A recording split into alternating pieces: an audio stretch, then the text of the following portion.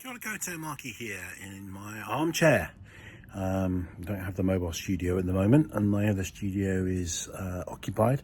So I'm here in the armchair, which is kind of appropriate because this is going to be a bit of a fireside ramble. So don't complain that I don't get to the point soon enough, because there isn't really a point. It's more of it's hanging out together, spending a bit of time, and me just sharing a few stories with you. So I want to talk about dead animals. Weird dead animals that I have encountered. That doesn't sound good, does it?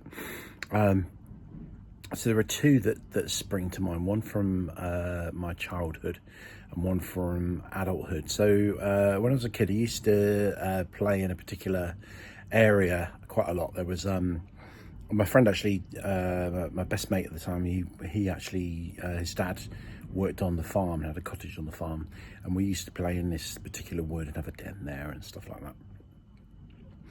And it backed onto what was actually a sewage works. We didn't know what it was at the time, but we occasionally strayed over in that direction, and it looked very James Bond. We thought it was some kind of nefarious secret base or some arch villain, because there's this kind of building and it had life rings. It had like a balcony and had life rings on it, and it kind of, it all looked a bit kind of, very, very kind of secret base stuff. We used to call it Hidden Valley, and we used to have all kinds of little theories as to what it could be and stuff. We were a bit scared of it, and we knew we shouldn't really go near it, but we went reasonably near. We didn't go right up to it. Obviously we were too scared, but there was a couple of there was a big fence, but you could get under the fence, and then also there was a field that was adjacent to it, which was part of it. And I think what they did is they must have cleaned out something every once in a while, and sorry about this, don't watch this while you're eating your dinner, and kind of got rid of a bit of gunk or something, and then sprayed it on fields, because there was always this kind of field that didn't have any it didn't have any grass. It was like this barren field that had all this kind of mud on top of it, and loads of balls. Little, like like the inside of a tennis ball. You got the outside, which is like the fabric part, haven't you? And then you got a black rubber ball on the inside, and there were black rubber balls all over this field. So we used to think that was great, picking up all these balls, but they're probably filthy, dirty, covered in shite. And then there was a kind of a pond that was full of junk next to there, and there were I can't remember whether it was two. No, I think it was one dead animal, and it looked a bit like a pig, but not quite like a pig, just chucked in the pond. So it's quite big. It wasn't like big pigs can be huge, can't they? So it's probably a medium-sized pig, or it looked like a pig. But then we started to wonder, was it a pig? We even kind of theorized at one point that was it a quipu, because that's like an alien species that's an invasive species that's occupied parts of the UK, but not. This is Wiltshire, so Wiltshire wasn't known for koi poo. I hope I said that correctly. So it was all very strange, and we were all very, kind of, what's this dead animal, and what's this strange, secret base. So it was all very exciting when we were young, and yeah, it was a sewage works. But I don't know quite what was going on with that field. Does anyone know anything about sewage and sewerage? So sewage is the icky poo, I know that, and sewerage is the infrastructure for dealing with sewage. So there's sewage and sewerage. So yeah, you learned something there, didn't you? That you didn't need to know. So that was the first one. And then when I was older, I was living in Devon, and I worked in a very fancy private rehab called Harmony Devon. It was actually owned by Lord Hollick. It was a treatment centre for drugs and alcohol. And it was owned by a person called Hollick. It's a shame that his first name wasn't Al. His first name was actually Clive. He set this place up. Unfortunately, didn't give it a chance. Closed it down before it had a chance to grow. and so I was only there for a brief while, and then they shut the place down. Invested a lot in it, and it was this lovely old manor house in the middle of nowhere in Devon. So to get there, I'd have to drive down. You could go there by main roads and stuff, but it would take a long time. So I used to always end up travelling down all these country lanes and stuff.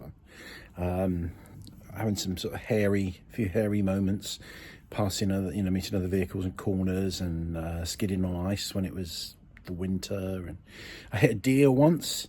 Luckily, I slowed down. I saw it. I slowed down, put the brakes on, slowed down so much that when I actually hit it, I was doing next to nothing. I'd almost come to a stop, and it ran off. I stopped and had a look for it, and it was nowhere to be seen. So clearly it ran off. It was okay, which was good, and wouldn't want to hurt a deer.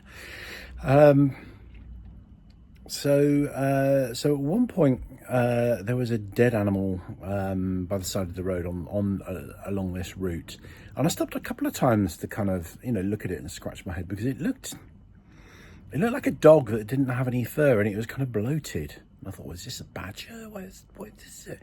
And it was there for a long, long time. And this was before mobile phones were around, but they weren't the same. So you didn't have a camera with me all the time. So these days I would have taken a picture of it and put it on Facebook and said, oh, what the hell's this? Although maybe I would have been a bit hesitant maybe to put a dead dog on Facebook, because it's not a very nice thing for people to see. But I might have I found some way really of saying, does anyone know what this is?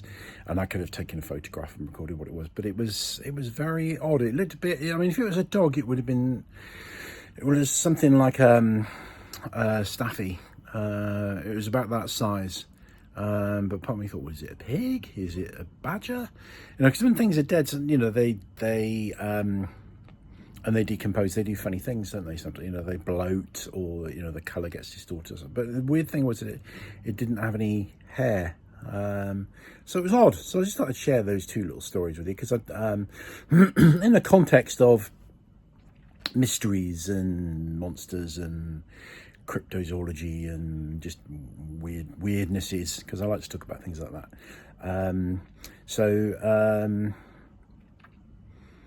Yeah.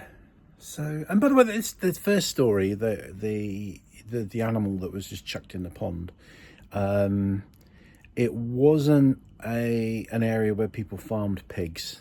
It was arable. The farm that we were on was arable, and there wasn't any pig farming that close to it. So it wasn't like it was a pig farm and a pig died and the farmer just said, chuck it in the pond.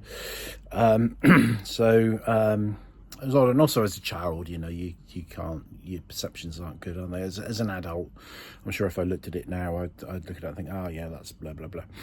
But as a child, you kind of, you're mystified by a lot of things. I spent most of my childhood going around going, hey, so those are the things I encountered. So there you go. I thought I'd share that with you, because I've realised that I've had more spooky and weird experiences than I realised. I've realised that I've got more than I realised. That's not good English, is it? But you know what I'm trying to say. On the same farm, funnily enough, we came across, me and the same mate that found the possible pig or whatever it might be.